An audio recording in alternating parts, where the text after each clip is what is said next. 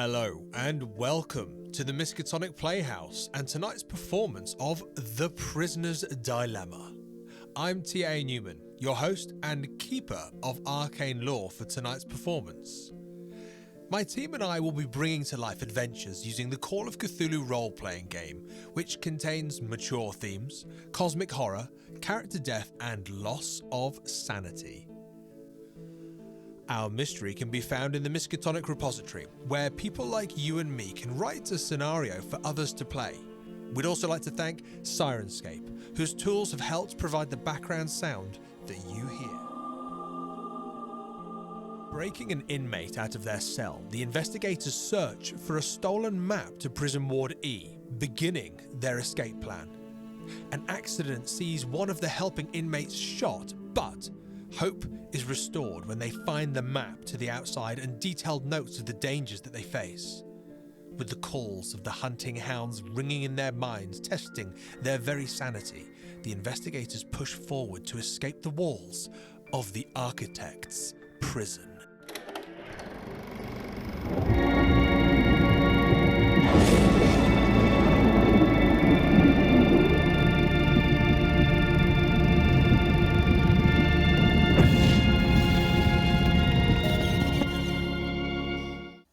Ethan's there. The door is open. There's a look. He looks at you, Tommy. He steels himself. The sweat is beading down his head. Okay.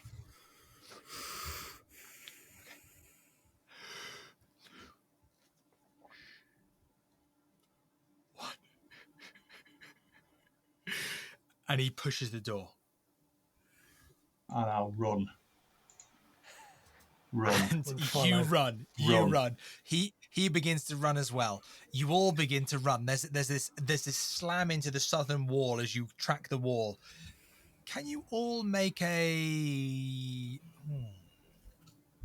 Let's go with a luck roll. Let's have a luck roll. Okay. Give me a luck roll. Oh, Everyone, my please. favourite. Oh, no. No. No. Dr. Haigler has a hard success, 22 versus 52. 22 versus 52. You said okay. So Doctor, you managed to hit the southern wall and run across it without really averting your eyes from the path in front of you. Okay. Okay. Let's run round. Captain. No, actually, let's go with Tommy. You were first in the lineup.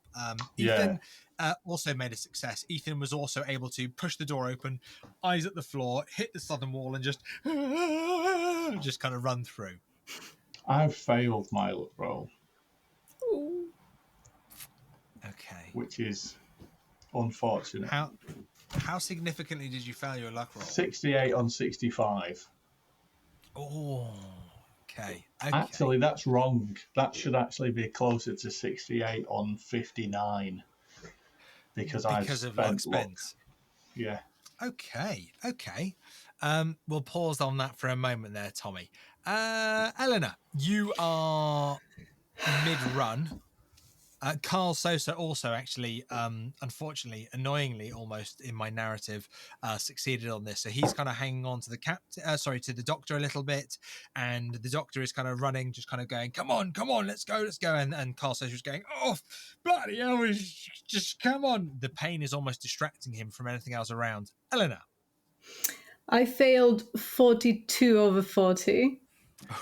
I'm just too curious about what's happening here. I have to look around. Just before I describe what's going on, Captain. Just scraped past 42 versus 43.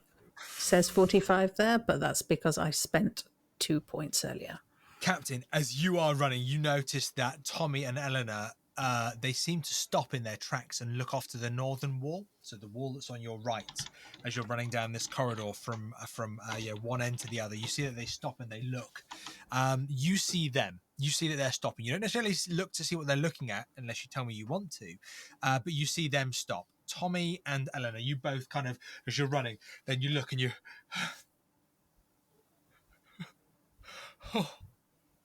oh God.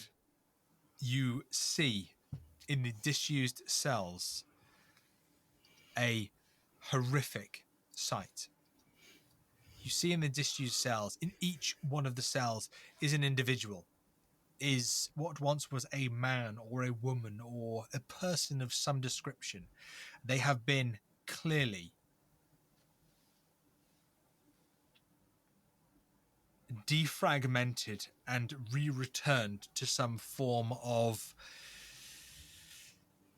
living humanoid stature. They do not resemble humans. Some of them have legs longer than the others. Some of them don't even have legs. They have metal shards and spikes acting as legs. You see elements of the abdomen completely missing. You see organs hanging out, functioning on their own outside of the body. You see a lung on one individual pulsing air through a body. But you also see the lung tube almost kind of pulling out of the body and flapping a tuft of hair where there is no hair on the top of the head. The bodies look like they are half decayed, half sewn together. You see a blue and a brown eye. You see some with some eyes and parts of a skull missing. You see some with sharpened teeth, some with blunt blackened teeth. But every single one of them in those disused cells, every 5 of the individuals in there, they all look at you. And when you see them, they each come to the bars of their cell. The bars are closed, but they reach through. You recognize in one of them a double-jointed arm that reach way beyond it should. And Eleanor, this reaches to you and comes literally millimeters from your face as it tries to grab you in this moment. Tommy, you see in the most western cell, you see an individual with one arm is so shriveled and weak, the other is yet bulky and proportional, muscled beyond any naturalistic ability to build said kind of physique. And it's almost as if the individual is weighted horrifically and dragging their arm along the floor. But when their arm is lifted up and banged against the cell, the whole corridor echoes. The dust rattles from the cell door and around you. I'm going to ask you both to make a sanity roll for me, please. Am I still in a bout? You are. Therefore, I'd like you to make a sanity roll and a 1d4 roll for me, please. Oh. Well, the rules lawyers are going to get you because you're not allowed to make sanity rolls in bouts, but I'll do it for you. There's the rules lawyers. There they are. I just almost want, I almost feel like in this moment, there we go, that there should be a detraction of your sanity within this moment, but there's also the ongoing bout of madness that you're in. So I feel like there's a almost increasing sense of loss. And what did we roll before? Was it a 3 as well? Yeah. Oh, that's annoying, isn't it? Okay, so you lose 2 points of sanity. All right, 28. Nearing cultist territory. Oh, yeah. And don't worry, give it time. And as much as you see these individuals, and they absolutely blow your mind, Eleanor, in this moment, and Tommy will come to you in a second, they blow your mind in this moment in terms of the physical horrificness of them, one of them reaching out and reaching past your face. You feel a moment where you almost want to step towards it. You almost want to step towards it. You almost want to let it take you. But there's a moment. It's not them. It's the hounds. It's the Obsidian Foundation. It's the hounds. And you hear, oh, somewhere. Do you even hear it? Even there's a moment where you go, is that in my head? Or did I actually hear that? Doctor, Captain, Ethan, Carl, you're at the other end. You're at the double doors. You're at the double doors at the end of the corridor. Tommy, what was your sanity roll? I got an extreme success, 8 on 60. Oh, I'm going to give you some agency then in this moment, Tommy. You not only have agency in this moment, but you have an opportunity. The agency in this moment gives you the sense of, okay, you can see that Eleanor is conflicted in a number of ways. She's conflicted at the horrific ghoul-like monstrosities before her in some horrific kind of drawn to them. But then at the same time, Tommy, she steps back. She almost looks into a blank space and stares, and there's almost a smile that creeps on her face. But Tommy, with an extreme success, not only do you see this horror, you do take 1 point of sanity. I'm afraid you lose 1 point of sanity, rather, should I say. Apologies. You see, but the reason is because you've seen this type of physical deformation before. You've seen this with the warden. So it's not new. This is something you've seen before, but you're now seeing it on the extreme. So there is the point of sanity loss. You're allowed to act, Tommy, in this moment. I'm going to give you some agency. Seeing the horrific sights of these twisted people inside these cells, Eleanor's reaction, and that we are being left behind, she seems to be in some sort of reverie. So I will grab her by her shoulders and I will bark at her. Come on. Like in a dog. Okay. Just checking. That's not going to help. It's very even more confusing. Come on. And then just try and pull her backwards with me and run. I would argue in this state, Eleanor, you give no resistance. Can I, as I go away, can I like briefly brandish the painting as I'm being dragged backwards, just to show them as I'm being moved away? Show the individuals in the cells. Yeah, I just wanted to show them the painting as I'm being dragged away. As you're being dragged away, you hold up the painting. You hear the most horrific vocal cord torn, almost inhumane, cosmic horror barbershop quartet of howls. You hear a but times 5 and echoed, and you all hear that. You all hear that sound. It sends a cold shiver through each of you in this moment, except you, Eleanor. This is going to be great for my next art installation. It confirms something to you, Eleanor. It confirms something to you about this painting. It confirms something to you about this. This has power. You're seeing it. You're seeing it. Tommy drags you away. You hear these howls. You feel it in your head as well. You're also hearing actual howls. Aren't too dissimilar to the horrific vocal cord torn screams and yelps and howls that you're hearing within this corridor, echoed off the concrete walls, bouncing around. You all hear this. Doctor, Captain, Ethan, Carl, you're all by the double doors. What do you do? Well, the doctor is going to burst through the double doors, leaving this cacophony behind him, and he's going to step in, but he's going to immediately say to whoever's with him, right, now close your eyes and close that door behind you. Close your eyes as in? Close your eyes. Okay. Captain, Ethan, Carl, Tommy, Eleanor, you all pile into this room. The doctor's shouting, close your eyes and shut the door behind you. You all pile in. Captain, do you close your eyes? Yes. I'll roll for Ethan and Carl because I don't want to make decisions for them.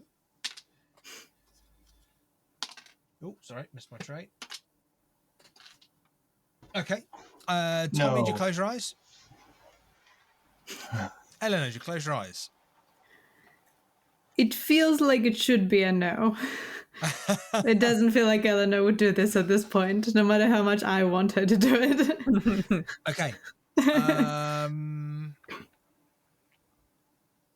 Okay, so the doors, you burst open through the doors, you go in.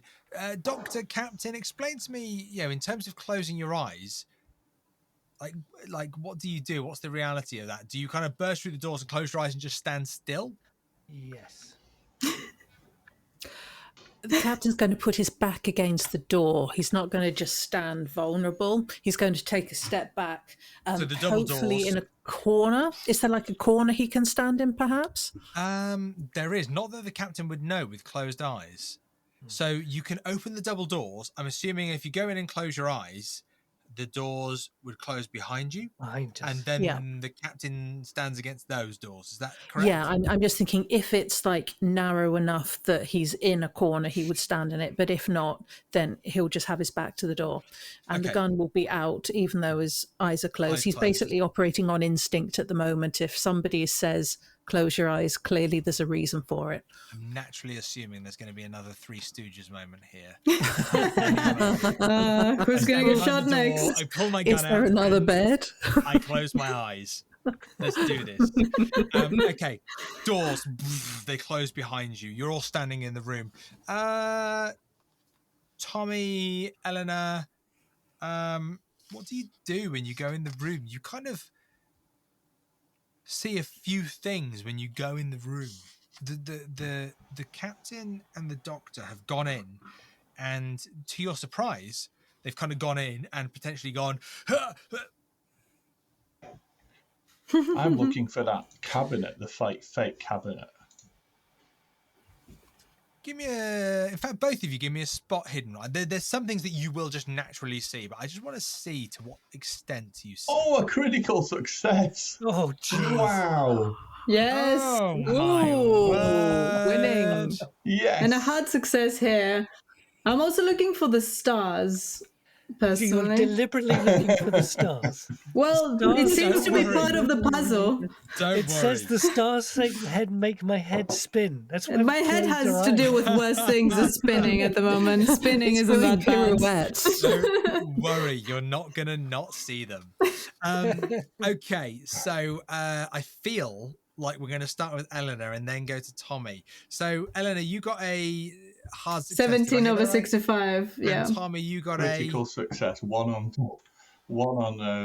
A one one. on 65. Yeah. a one on a. I don't care what one it is. on A anything, one. yeah. Okay. Okay. Wow. Okay. And Doctor and Captain, your eyes are closed. Please. Right, this is what happens then. Okay, you go in the room, the door's closed behind you, the captain, eyes closed against their gun as well. Doctor goes in, kind of stands perhaps a step or two away from the captain, eyes closed. Both Ethan and Carl come in the room, both of them, bizarrely, with their eyes closed. They listen to you, Doctor, and close their eyes. Eleanor and Tommy, you burst in the room. Eleanor, you look around. You see on your right-hand side of the room, you burst through the double doors. On your right-hand side of the room, there's an elongated desk that is attached to the wall. On the far side of the room, there's a boiler. A large built-in boiler, a furnace, if you will, and it has a door, a grate on it as such. Next to it, you can see on a rack that there is because you got a hard success, you can see that there is a quite a large set of tongs, and on the end of the desk there's a set of leather gloves as well, of which you can imagine they are used in conjunction with each other, with the boiler, this great big furnace that's there, with a hard success as well.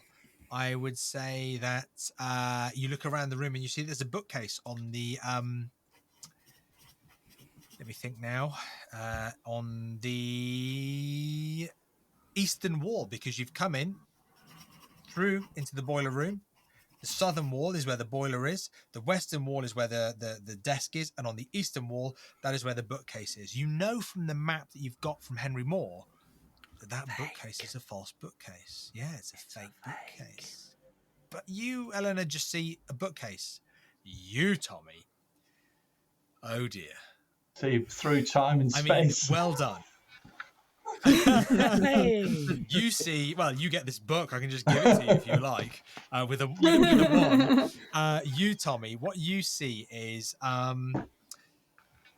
You see the desk, you see the furnace, the glove, the prongs, the bookcase. You see that the bookcase, there's a little bit of light coming behind one of the seams on the bookcase, and you immediately go, that's where we're going.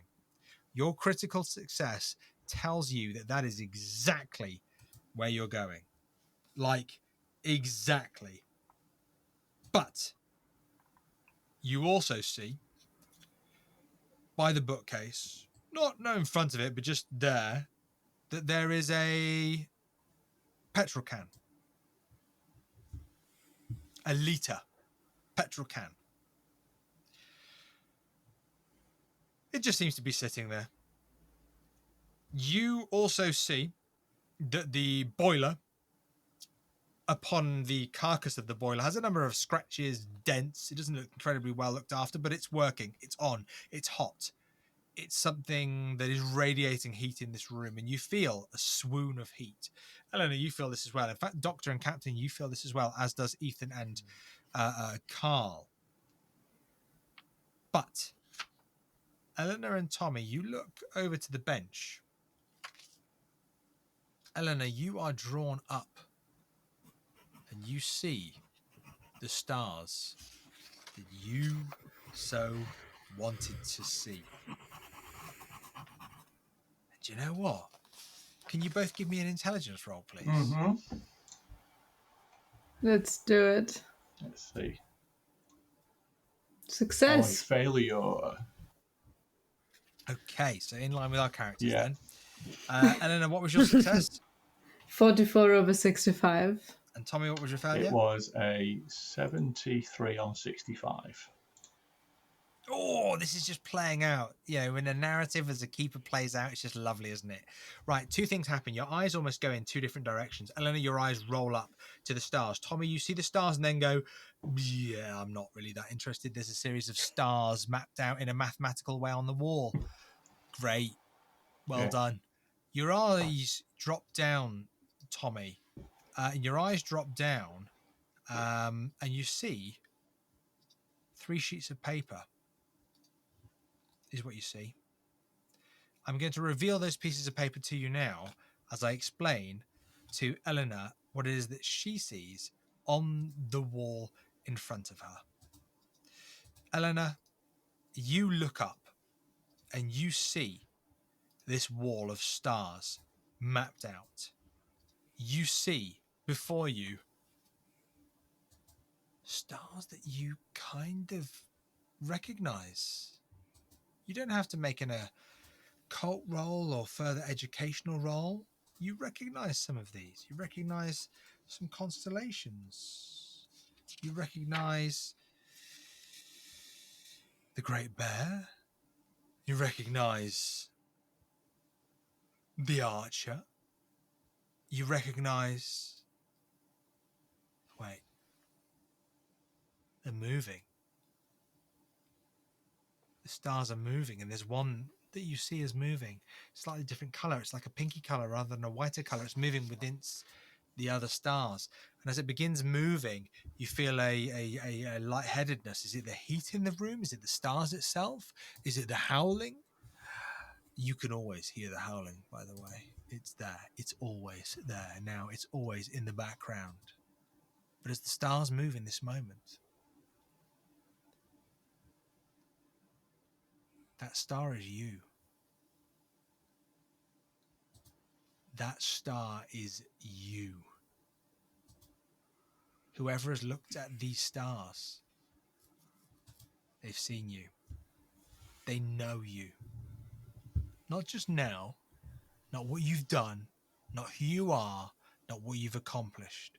This wall, this masterpiece, this mathematical, astronomical brilliance spread across this wall.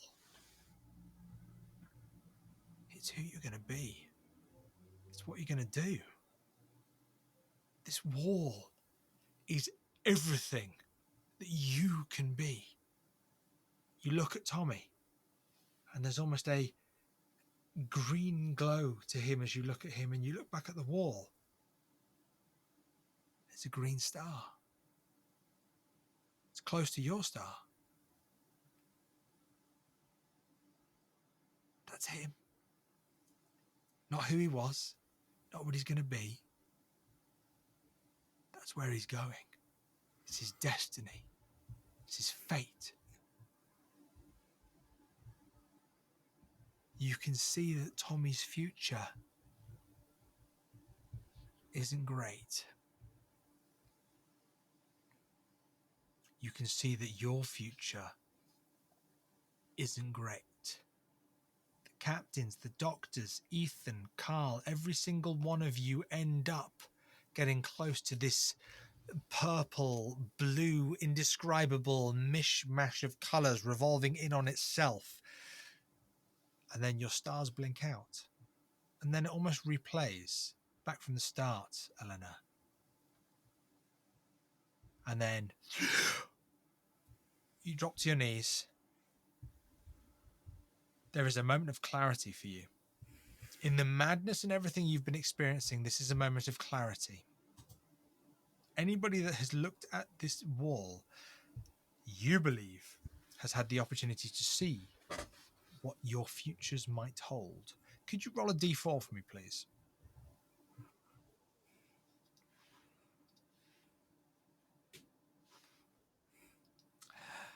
You drop to the floor, on your knees, head in your hands, almost balled up, and you just begin weeping and sobbing.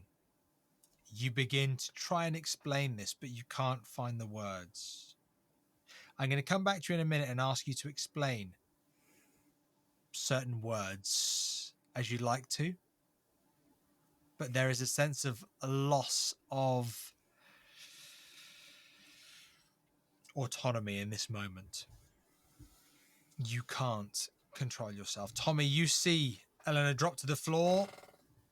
You see Ethan go over, tries to pull her up, pulls her halfway up. She's there, still hunched up. He's almost picking her off the floor. She's quite small. She's quite lightweight. Ethan's there, kind of picking her up, almost kind of just going, "We've got to go, guys. We've got to go." Tommy, you found some written documents, diary entries, if you will. Would you mind reading the first one for me, please? Work out which one order they go in again. Hang on, I just do that now because I can do that on the handouts, can't I? There's one entry which is Thursday, July 25th, Thursday, July 25th, 1799. It was unlike anything I had ever encountered. What good fortune I have had this day. Whilst undergoing what should have simply been a routine survey of the 5th infested London docks, I uncovered something. I say I, poor Edmund Stovey was there, but upon the discovery of my prize, he met his end. I was too far away to pull him free from the seals before the water rushed over and crushed him before drowning. I would have had to let go of the box. Should I have given up my prize to save poor Edmund? Perhaps, but when I saw what was inside, I knew Edmund had not died in vain. I will learn the secrets of this odd tome in the name of Edmund Stovey and all those who lose their lives to serve a great cause.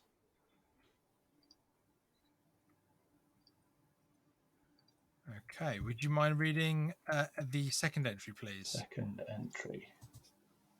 And that one is this one, 1888.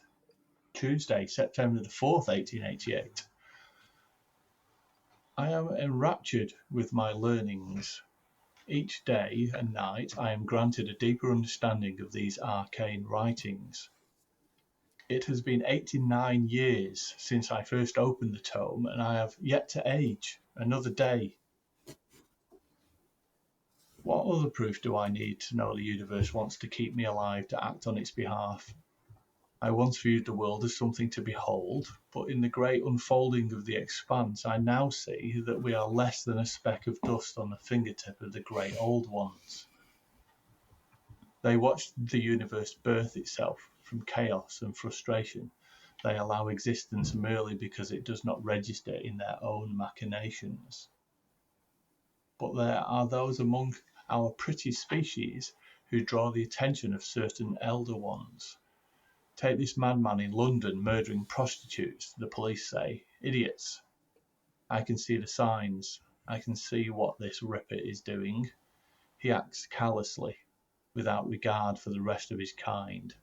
He wishes to draw their attention.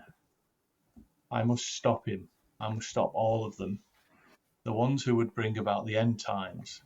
They are tainted by the watchful eye of beings beyond our world, and I must cleanse us of their sin. I'm almost imagining Tommy reading these out loud when he finds them. So, Doctor, Captain, you're probably hearing this with your eyes closed. Tommy, could you read out Diary Entry 3, please? Number 3.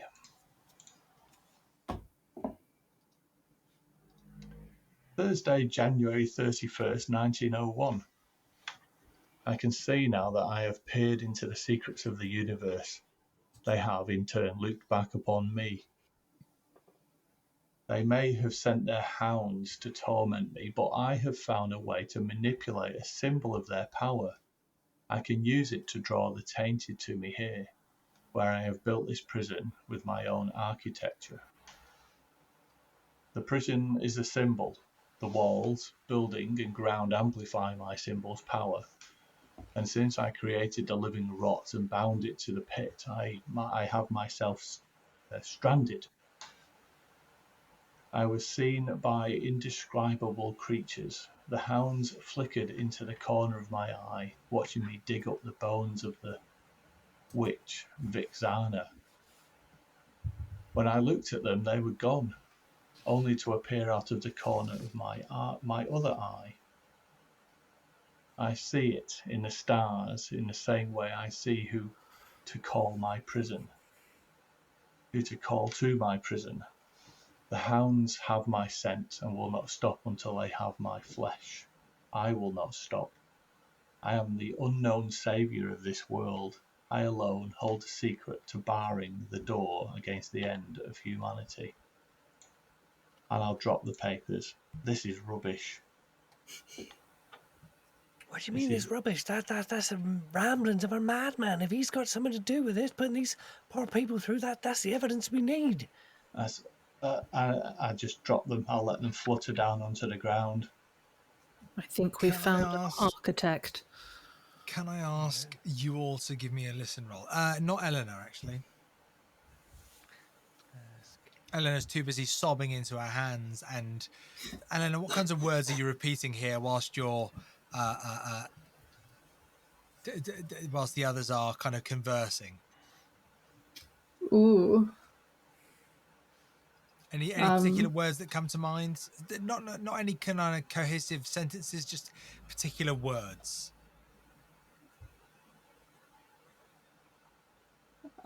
Things like pointless, hopeless. They know. They all know. We're not meant to leave. On those words, we're not meant to leave. Captain, your roll, please, on listen. That was a failure, 58 versus 40. Tommy, your roll on a listen, please. Also a failure, 78 on 55. Doctor, your roll on a listen, please. Sadly, a success, 25 versus 40. You hear metal breaking. Yeah, of course he does. You hear it from back in the corridor that you've passed through. You hear the sound getting closer, moving down the corridor. You notice the captain through the glimmer of an eye, and you almost feel that the oppressive nature is that the feeling, the look on you right now. When you first came into this room, you felt an oppressive wash over you. It seems to have gone. But you hear the noise behind you. So Captain, Doctor, Tommy, you all recognize that there was an oppressive wash. You mistook it for heat at first from the boiler. But actually now, you feel the heat of the boiler, but that initial wash is gone. Okay. But you hear close behind Doctor's thinking, oh, bloody hell. And he opens his eyes and immediately tries to fix them on the cabinet that is deemed to be on the wall on the map, which he assumes Tommy is also looking at.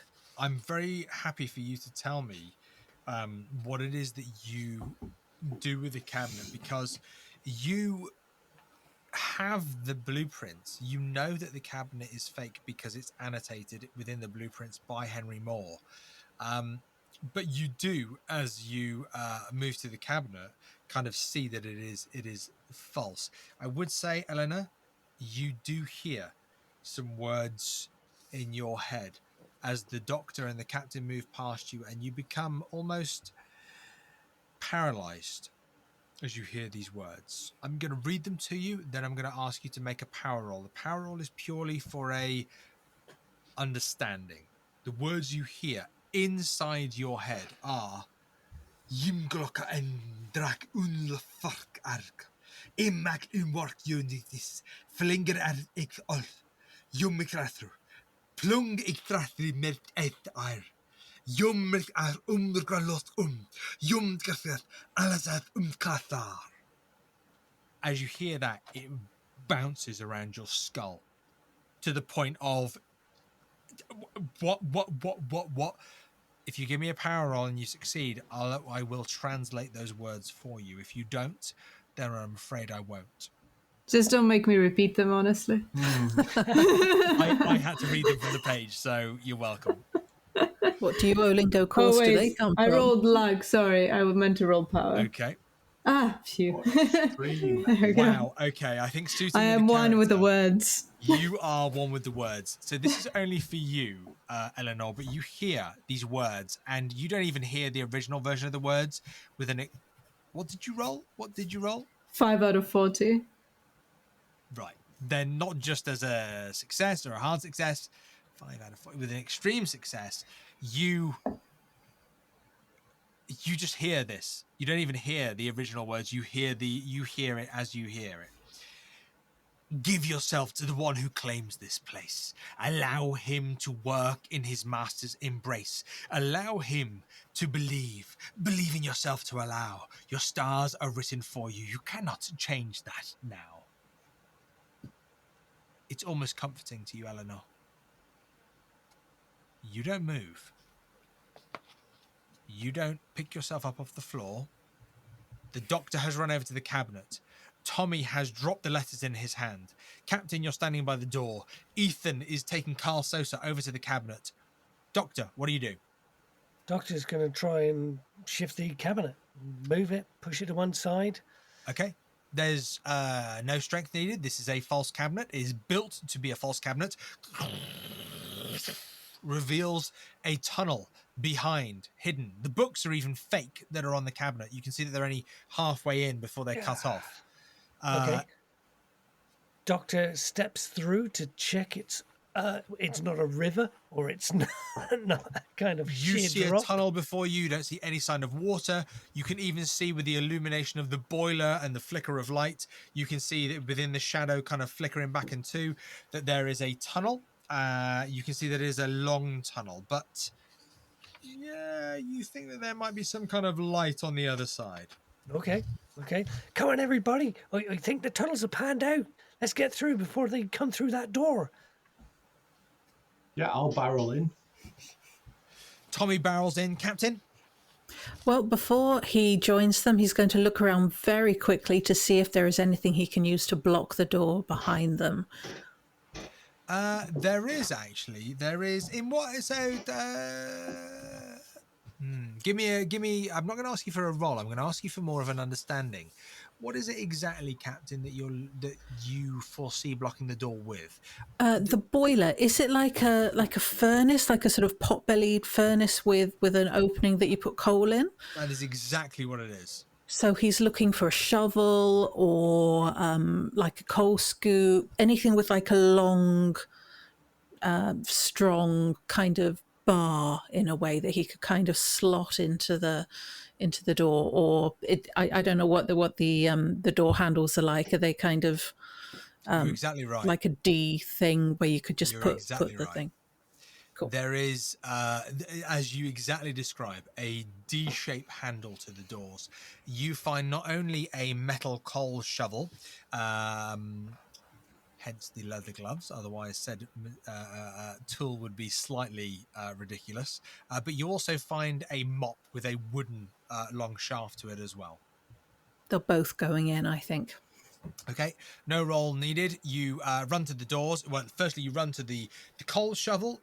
You slip it into the D-shaped handles. You put the wooden mop in there as well. They both go in there.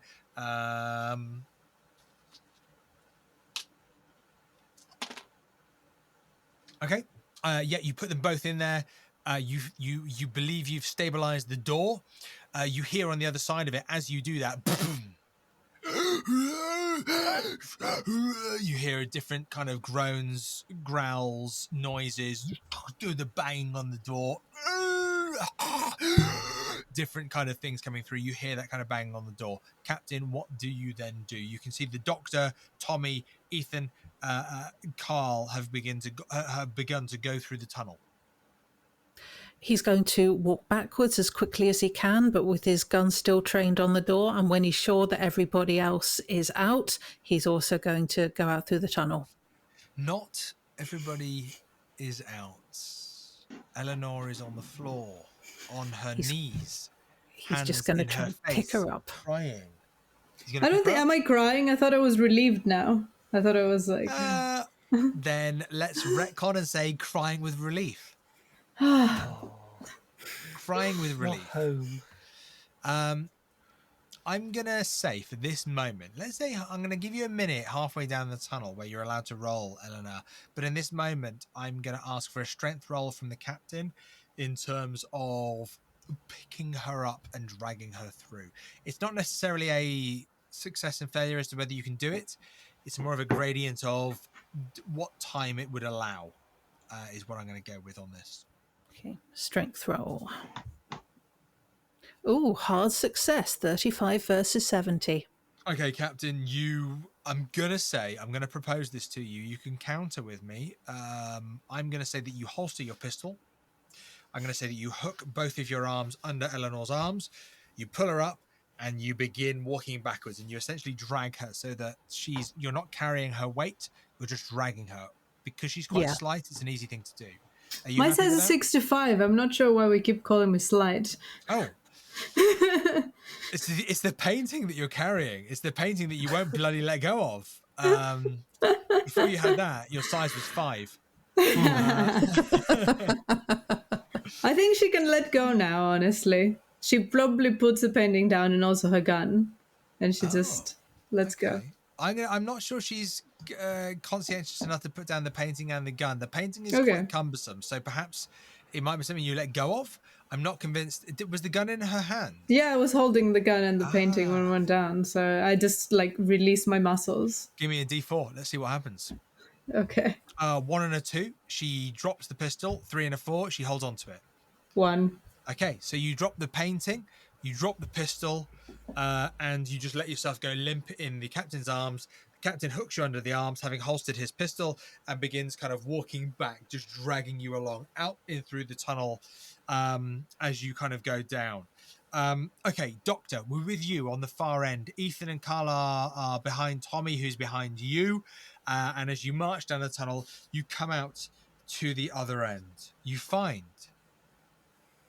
that after probably a descent in the tunnel, something you're able to recognize in terms of your running, and this is something that you all begin to recognize, that the tunnel is going down.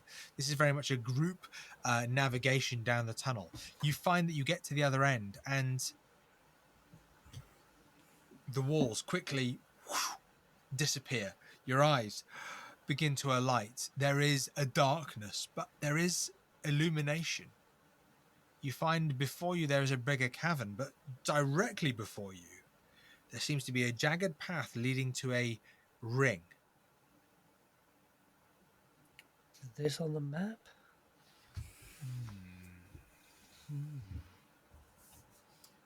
Not on the map you have. I can tell you that you look out and you see a path directly in front of you. That path leads to a ring. You can easily see in this room that the center of the ring doesn't exist. There is literally a ring. There's a few offshoots of that ring on the outside. You can see on the outside of that there being a drop. So path, ring, hole in the middle, and then hole. On the far side of that, there seems to be a few open ways. They're not too far, maybe 10 foot. It looks like some paths used to exist, some little bridges used to exist across this gap. There appears to be 1, 2, 3, 4 ways to jump from the central ring off to the side. But there is a figure standing on the far side of the central ring. There is a figure standing, looking at you. This figure is open-armed. This figure is wearing a robe. This figure is holding a curved knife, a jagged knife. You're welcome to make in fact, everybody's welcome to make a spot hidden roll for me, please. Yes, please. I'm assuming not Eleanor, right? No, thank you, Eleanor, for highlighting that. You're welcome to not to make a roll in any way, shape, or form. Although I will ask you to make another D4 in a moment. Please remind me if I don't ask you. Tommy, what did you roll? I rolled a 10 on 65, which is an extreme success. His eyes wide open at this moment. Okay, nice, perfect. Captain, what did you roll? Regular success, 56 versus 60. Okay, Doctor, what did you roll? 89 versus 40. He's stumbling through the darkness, not quite knowing what's going on. Eleanor would like to say, "Let go, my twinkling stars. You're trying far too hard. It's okay. You Captain, can rest you now." hear that. Captain, you hear that. So I'll allow you to respond to that. Dr. Tommy, you are taken aback by this individual in front of you. In fact, actually, you all see the individual in front of you. And Captain, Tommy, you see a few other things. Captain, we'll start with you.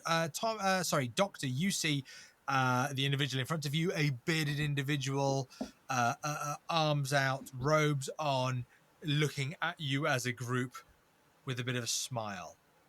Captain, you recognize Mr. Asher, the prison guard who invited you in, standing in these robes. Tommy,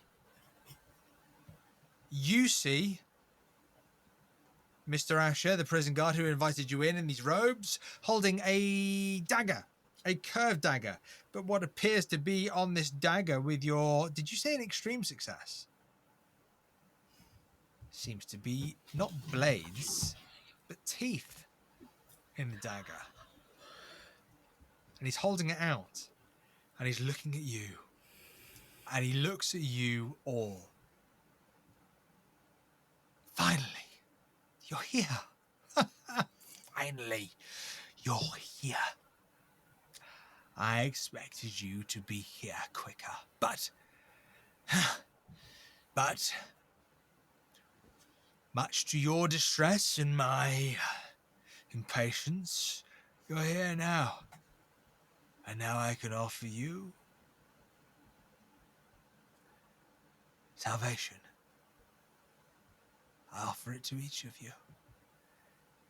Each and every one of you. Even him. As he looks down to his side, Tommy, you see that Mr. Asher pulls up D.I. Martin Wells and holds him. Head, brings him in, almost hugs him, and holds him almost in a hug, his head looking out to you. You see the wide-eyed panic in his eyes. Yes, you are a group of individuals, a group that can cause this world intolerable damage. You don't understand your place in this world, but I do. I have seen the stars. I have seen your place within them. I have seen, because I am the architect. I see what builds this cosmos. I have seen those that will invite them beyond this world. Here. My job, my role, my purpose is to stop you. And he holds his knife out to you. In fact, he flicks his knife out to you. And there is blood that flickers upon you. All of you, a dash of flick of blood. I save this world from you. You are all tainted. You are all cursed. You will open the gates that bring them here, and I will stop you before this destiny falls upon you. I am the savior. So you must decide. Yes. Decide. Which one of you?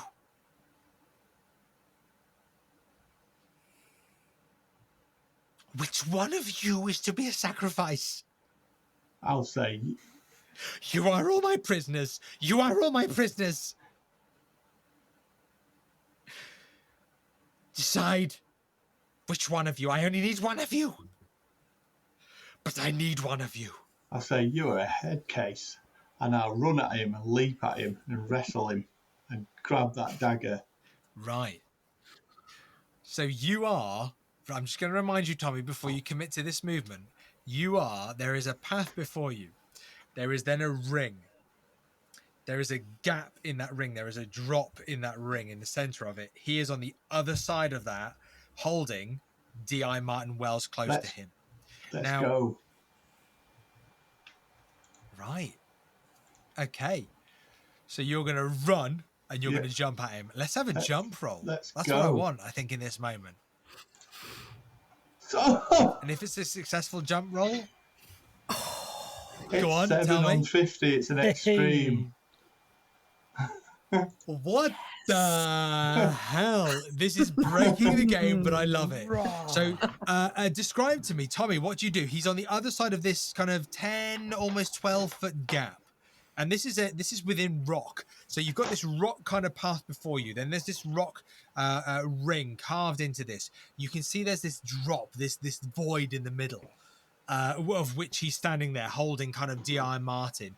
You run, you jump. Tell me what happens, I take him Tommy. away from D.I. Martin, and I wrestle him down to the ground to disarm him using my superior build. Get in there. You run, you charge, you jump over the gap, you land on Mr. Alexander, you wrestle him to the ground. D.I. Martin rolls to the side and you hear like a whimper of pain. You see his grey face, not looking well. You roll over Mr. Alexander, you disarm him, you take this dagger that is serrated with teeth down the side. I'm going to give Dr. Haigler, the captain, an opportunity to move here. And Eleanor, I'm going to give you a D4 to roll, please. So, Captain, Doctor, what do you do? Battle has been joined, and the captain's going to follow.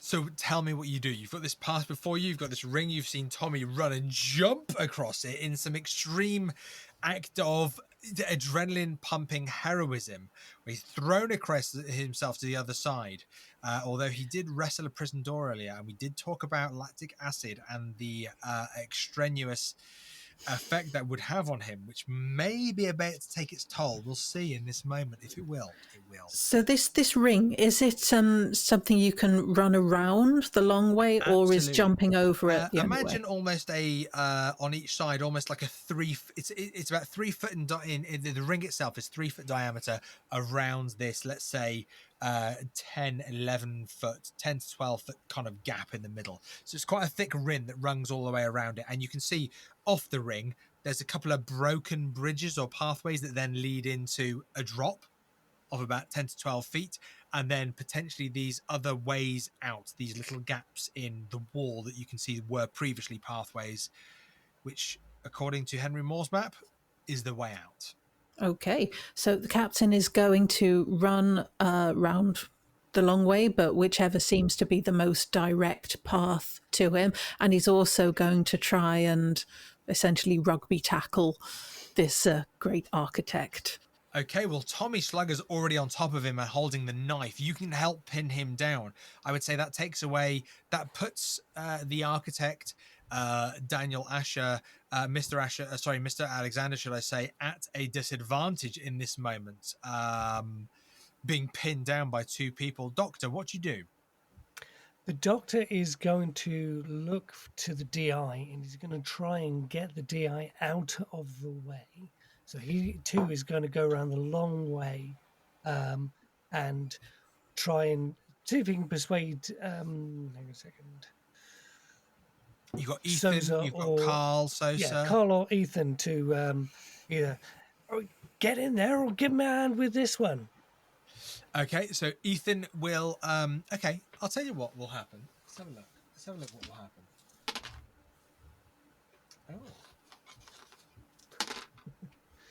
They say, sod you, mate, I'm off, and they run for it. Ethan will come and help you just kind of pull the DI away. The DI doesn't look great. He looks very grey around the gills. His eyes are rolling back in his head. He has been stitched up in his stomach, but the wound is raw. And when you look at it, even with a... I'm going to have a medicine roll, please. Thank you very much. Just in terms of the severity of this. Yeah. And then we're going to come to Eleanor and find out what happens with that. her. That is a successful medicine roll, 51 versus 71. 51 versus 71. You can see that this is, even in the very short time that this has happened, because obviously you saw what happened to the DI, you can see there's infection. And it's already looking raw and red and savage in that you can see almost the veins are reddening up the torso towards the chest, towards the organs. Eleanor, I rolled a 2. Good news. The good news is this. I'm going to give you the choice in this moment where you lose a sense of autonomy, but gain an opportunity to play on my side. You, having seen the stars, having seen the lights in the stars and seeing each person's colour stars and listening to Mr. Alexander say that your fates are all intertwined and that it is you collectively who will bring about devastation. It is you who are responsible, that he is, and this is how you've interpreted it, and how you've interpreted his words. He is, for lack of a better word, in this moment, Eleanor, you see him as the hero. He is trying to stop the rest of your party bring about the end of the world. Do I understand why he only needs one sacrifice? Yes, you do. Because you're all supposed to be a part of the same event in the future. But if he can stop one of you, then surely you can't all be part of this grand plan. If one of you is sacrificed, then the plan to... You can't even comprehend what the plan is. To bring about, to open, to invite, to display. You can't even quite comprehend that, but you know, inherently, in this moment, Eleanor, you know that if you are able to stop one of your party from leaving, you can save everyone. Not just everyone here. Everyone. The world. All right. What do you do, Eleanor? Eleanor is going to walk up to the ring and noticing calmly everyone fighting with each other, trying to save each other's lives, she's going to take out her whistle and blow it really hard several times. And then she's going to say, "There is no need to fight, everyone. The solution here is clear. And I wanted to tell you that even though you don't quite understand the grander plan, I forgive you for what your future selves did, and I choose to save you. I will be the sacrifice." And she will start climbing up to jump into the middle of the ring. You can just step off. It is a void before you. All right, They're on the other side. Tommy has Mr. Alexander pinned down. The doctor has run round with Ethan. The captain is round there also pinning down. In fact, Carl Sosa, he attempted to jump over the other side. He made it. He made the jump. And he is gone. He landed on the other side and you heard a, "Oh, go. And then you just hear him just kind of running and the sound disappearing. Eleanor, you step off the middle ring into the void, into the middle. Arms open, willing. You've recognized the sacrifice needed here, and you drop down into the middle, and it is glorious. Washing over to you, the stars wash over you. You get a sense of cosmic acceptance, this wonderful sense of you have been chosen to be. You hit the floor. Roll a d10 for me, please. Oh no. Oh no. Roll a 7. How many hit points do you have, Eleanor? 11. You land and you hear cracks and pops and snaps. You are lying on the floor. There's blood popping and pouring. But you know what? You're smiling. You are smiling. You are blood seeping from your mouth, your ears. The impact has really racked you, and you hear a... And from the corner of your eye, you see this giant, almost like human-sized worm. And it seems to be getting closer to you.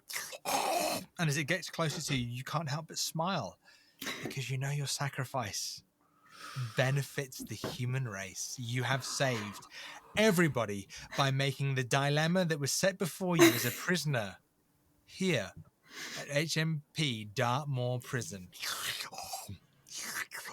And almost like a snake, this worm-like thing, without any resistance, just begins to engulf you, and you begin to enveloped in the darkness, and you feel the hot, the wet, the muscles constricting, contracting, and crushing as you are slowly dragged into this creature's mouth. For the play is a tragedy, and its hero, the conqueror worm. Wow, I should have written that in the scenario. Doctor, Captain, Tommy, you've pinned down Mr. Alexander. He's there trying to get hold of his knife, but Tommy, you remove the knife from his hand. Throw What the do you knife do? down, just throw it away into the... You see this tooth-jagged knife spin down and ding, just kind of land on the floor at the bottom. You have Mr. Alexander pinned to the floor. You see that Eleanor has thrown herself in. You heard the thump on the floor. You can now hear a horrific... I think Alexander can follow, I think. I'm going to give you, Tommy, I'm going to give you a strength roll with a bonus here. I'm assuming the doctor might actually be helping D.I. Martin, but the captain I know is helping you. So Tommy, strength roll with advantage, please. That's a failure of 97 on 80, but the bonus... You drag him along the bonus floor. gives me an 80 on 80. No, an 87 on 80. She's still a failure. It is still a failure.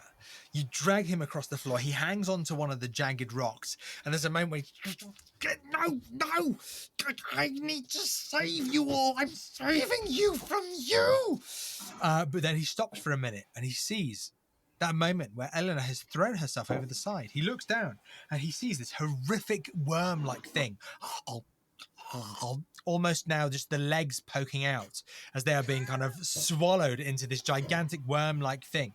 And he looks down. Yes. I've done it. And he doesn't seem to offer any resistance in this moment, Tommy. He seems to just look at you just going, I've done it. Can I ask what you do? Over the side. Okay, I'm not even going to ask you to make a roll for this. There is no resistance. He is in shock or whatever. This was a tense moment for him, but there's a moment where he's just, I've done it. Yes, I've done it. Boom. I've done it. And he falls, hits the ground. You hear a...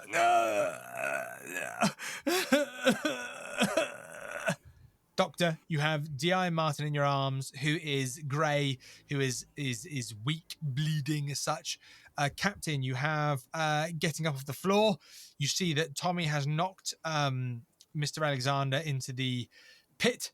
Tommy is standing there looking over the pit in true cinematic fashion, looking down, watching the rest of Eleanor being just the ankles now being congested, and then Dr. Alexander lying on the floor just... I've done it. What do you do? Tommy, Doctor, Captain, what do you do? Captain.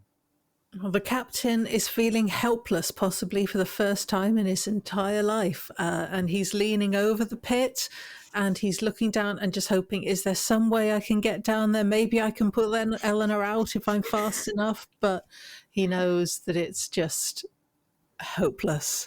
Yeah. And this breaks him a little bit. But he eventually just gets up to his feet and says, we need to go. I think we need a quick sanity roll there, Captain. If you've watched it in that extent, if you've really looked on and gone, could I have done something about this? I think there's a sanity roll there. And it's a failure, 64 versus 60. Can you give me a 1d6, please? 6. Oh, Captain, you break down. You drop to the floor. You're looking at the hole before you. You've got the pistol in your hand. Yes. You're looking there. You're kind of going, oh my God, what can I do? What is... I was supposed to be leading this. I was supposed to be looking after this. Pretty much. Captain, I'm going to come back to you in a second because I feel like there's a significant something that might happen with you, but I don't like to dictate. Doctor, you've got a broken grey man in front of you. Tommy, you've just thrown a man to his death and you see the captain drop to his knees. But Tommy, you recognise the captain. My God, was he not in the right mental state that he was a second ago? If there was a moment to save yourself, this is it. You see the last elements of Eleanor disappear into this worm-like thing. You see this worm-like thing ignoring Mr. Alexander and looking up at you and the doctor and the captain. And almost moving ever so slowly, but inevitably further up the ring towards you. Tommy, doctor, what do you do? You turn around. You're on a ring. You can see that Carl Sosa has made a jump to the outside of the ring. So there's the ring you're on, a drop in the middle. There's a huge drop around the outside of the ring. But if you can make it to the other side, there's 3 or 4 different entrance and exits that you can make it to. That's where you know you need to go. That's the tunnel on the way out. My direction, then. Then I'll have a jump roll from you, please, Tommy. Doctor. you've got a wounded man in your arms. Ethan is standing next to you as well. He'll follow your lead at this moment. You are a doctor. You're in charge. What do you do? Is there a way of getting this man across the gap? Unless you're going to throw him, no. What are the chances of us, bearing in mind the doctor is a complete weed, to actually throw this man across? Or, why don't you try? Give me a throw roll. okay, so this won't actually be throwing. This is probably the think, could we throw him? So that throw roll is an absolute fumble. I'm going to say with a fumble, it's not a think. All right. I'm going to say with 100%. Right. Am I assuming your fumble is the maximum fumble? Yes, it's 100 versus 20. So, come on, Ethan. If we can chuck him across the gap here. And you go, 1, 2, and Ethan goes on 2. Ethan goes on 2.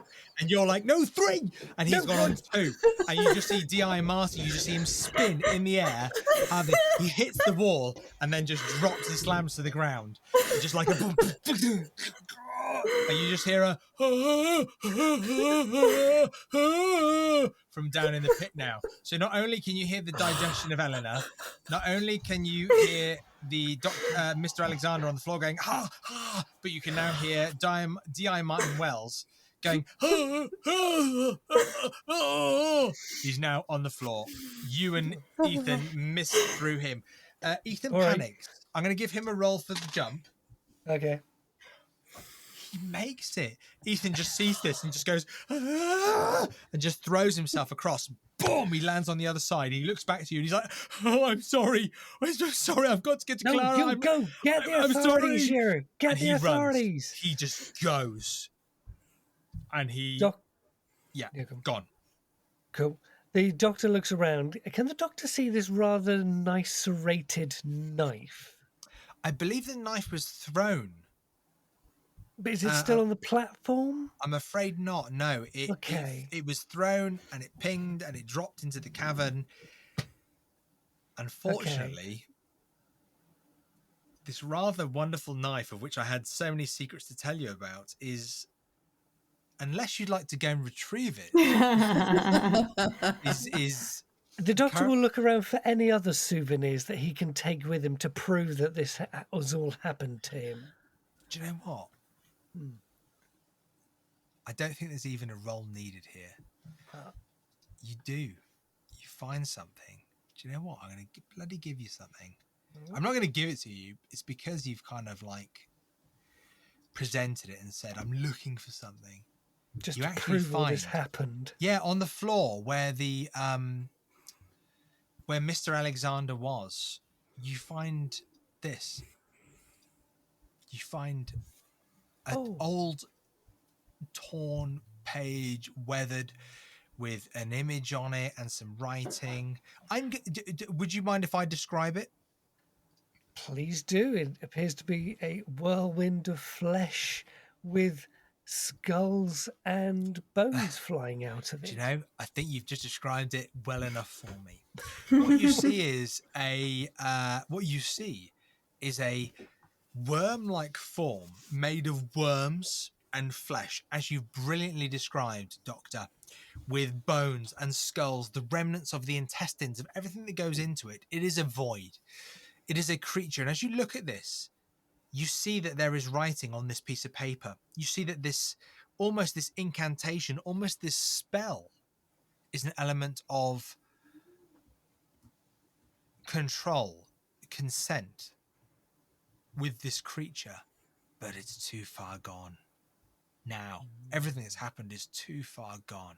But as evidence, this could be a quite a wonderful thing. But you recognize that this is a creature that has fed, not just fed on the physicality and the entrails and the reality of whatever it was given. You also recognize that this creature devours in the true sense. Devours in the sense that whatever it eats not only exists on this planet and plane and universe, but whatever is eaten of this creature ceases to exist. Therefore, any cosmic approach to deliver contact to an individual, if it were eaten or devoured by this creature, null and void.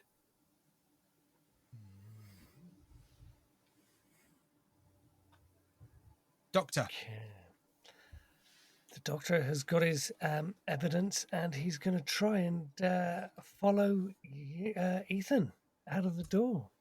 Tommy, you were trying to follow out of the door. What happened? I failed my jump roll, 74 and 50, but I will push that if I can. Yes, you I can. got to the edge and realised I wasn't going to make it, so I'll take several steps back. Okay, and then go bigger run up this time. Bigger run up and go for it. Okay, let's hear it. It is a 50 on 50. It is exactly 50 on 50. It is. Is that a success? It's a success, just by the skin of my teeth. Okay, so Tommy, you see the doctor, teeth. you see him picking up this scrap. You see Ethan's made the jump. You take a few steps back and you boom, boom, boom, boom, boom, boom, boom, jump. My God, do you make it? You land on the other side and you feel your heels are not on the ground. Arm reaches out. You grab the sides of the tunnel. You're able to pull yourself just into the other side. Breath reaches into you. Doctor, what do you do? You've Doctor just seen looks Tommy at what make the jump. Tommy's done it, and he goes, I'm not much of an athlete, but all right. He, too, does that few steps back and runs at full pelt, believing he is that long jumper. What happens? Tell me, what's the roll?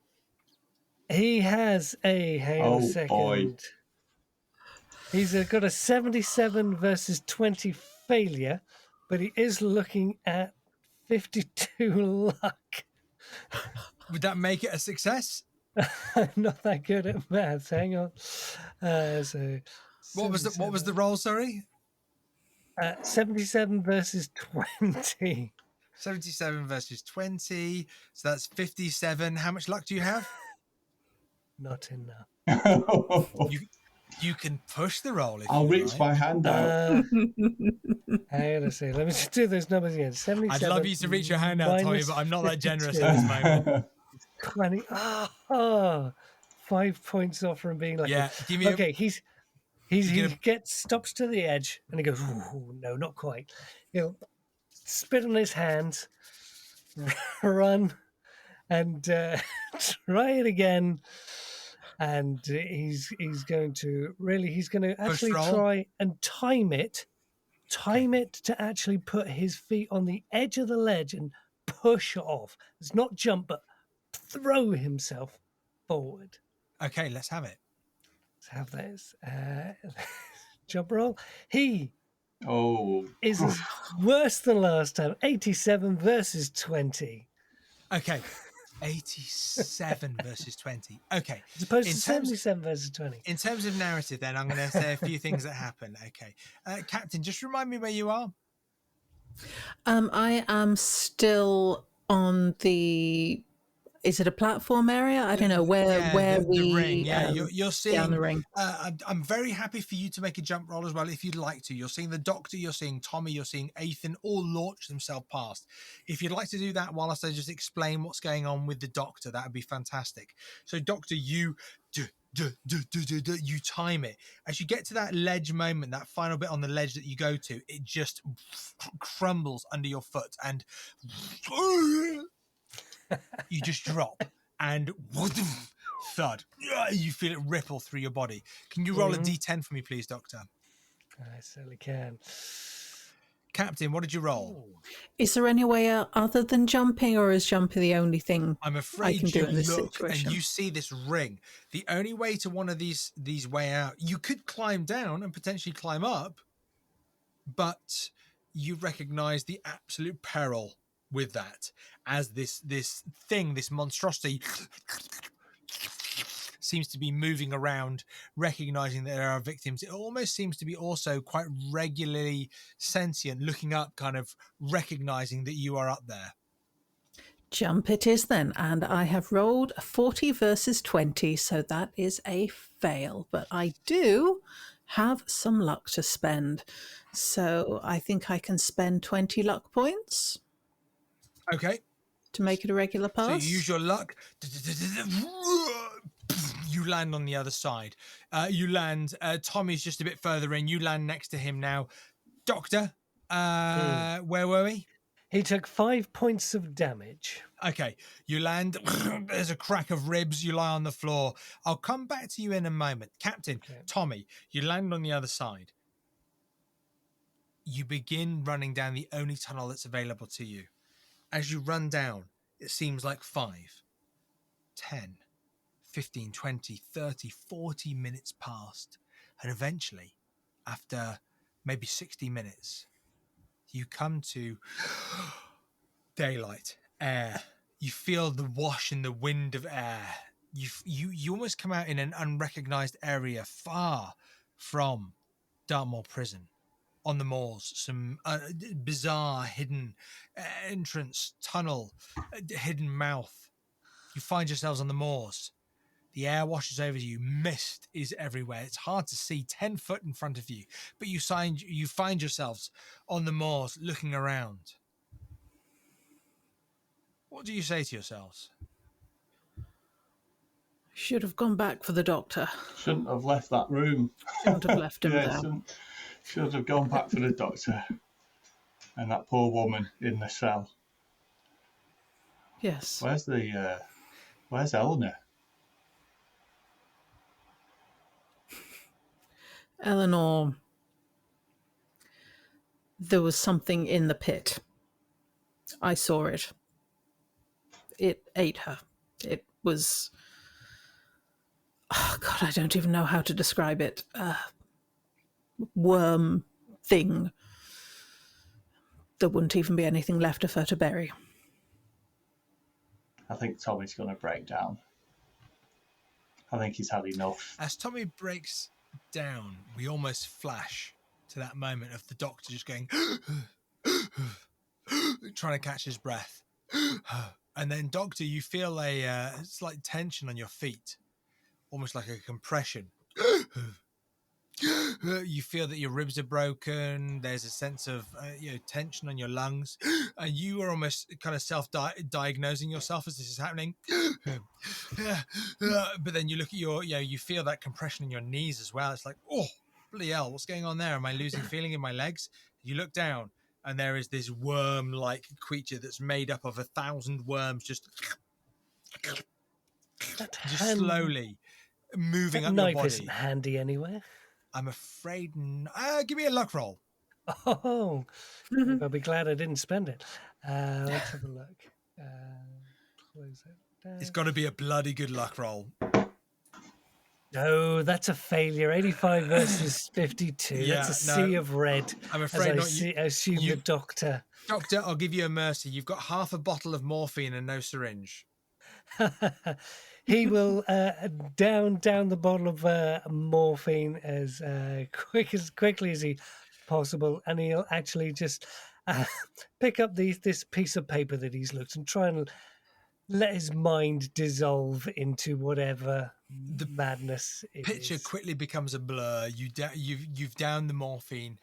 You're looking at the picture. As soon as you begin to recognize words, they fade, but you almost then feel the worm's mouth that is feeding on you. It almost begins to feel like a blanket. Nice warm bed, soft. I'm just gonna have a bit of 40 white, weeks moist now. summer's evening. Almost feels comforting. Before you know it, everything's black, Doctor. It's all just gone to black. It's lovely. Captain, Tommy, you're crying at the reality of what's happened. Captain, you recognize one or two people have run out of here before you, but there's no way of telling where they've gone. I'm going to give you both an opportunity to tell me in your last moments. You're free of the prison.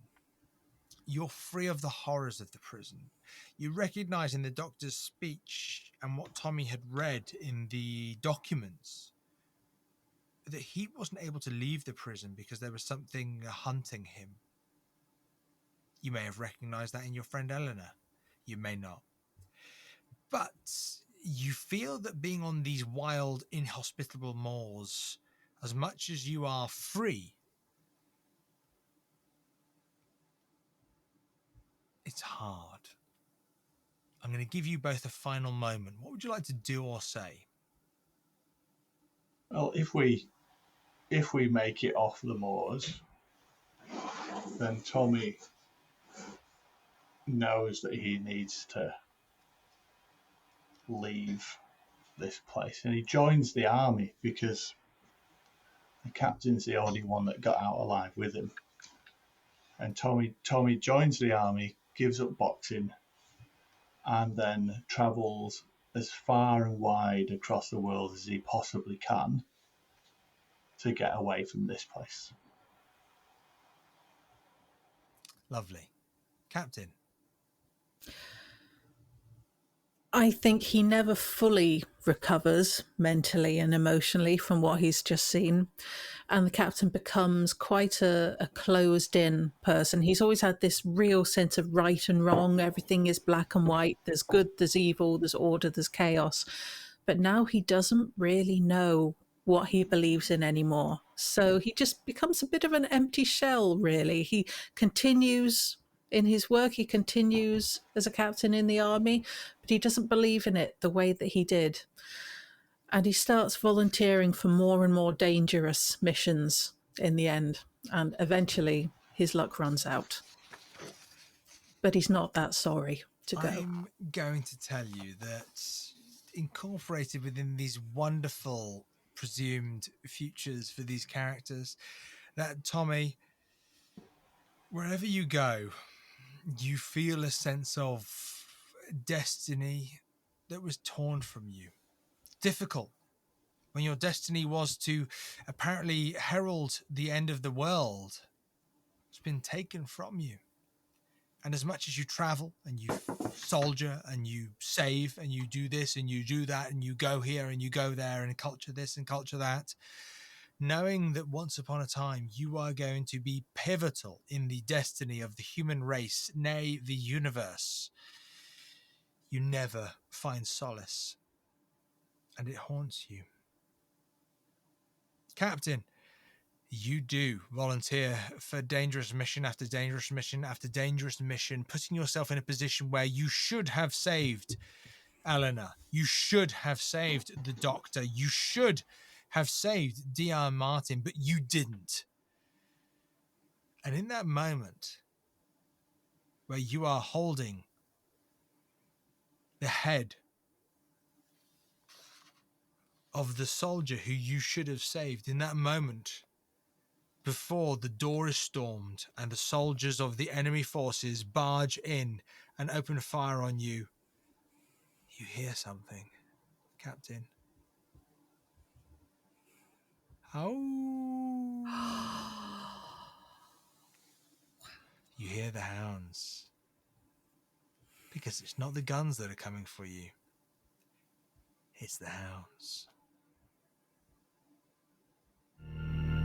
And on that note, investigators, you have, well, some of you have survived the prisoner's dilemma.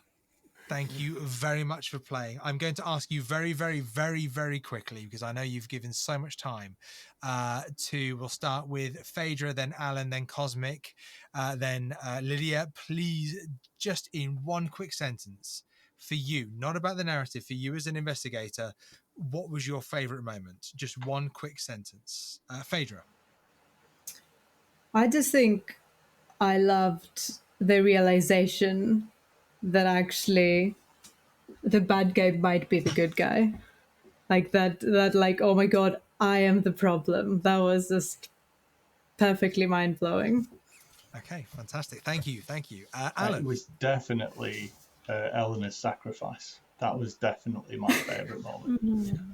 I was praying for it coming up to it.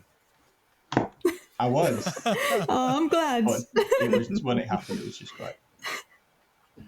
Fantastic. Cosmic. I'm going to say the same. I thought Eleanor was going to take the one bullet from her gun and blow her brains out, but it was just going like, no, into the pit. Yeah, that sounds good. But yeah. Fantastic. Thank you. And Lydia? Well, I would also have said the sacrifice, but I will pick something different, and I will just say 2 words: Toothhenge. Toothhenge. Toothhenge. Creepy. Loved it. Amazing. Thank you very much, and thank you for joining us here at the Miskatonic Playhouse. If you'd like your scenario submitted at the Miskatonic Playhouse, you can get in touch with us at www.miskatonicplayhouse.com or email us directly at miskatonicplayhouse@gmail.com. Thank you very much for joining us, and good evening. That concludes The Prisoner's Dilemma by myself, T.A. Newman. Look out for the Inside the Mind interview coming soon. Thank you to Sirenscape for their sound design tools, and of course, thank you to the team working behind the scenes at the Miskatonic Playhouse. And thank you for being a wonderful audience. The management requests that any letters received from unknown prisoners should be handed in at the box office. Until next time, when the curtain rises again.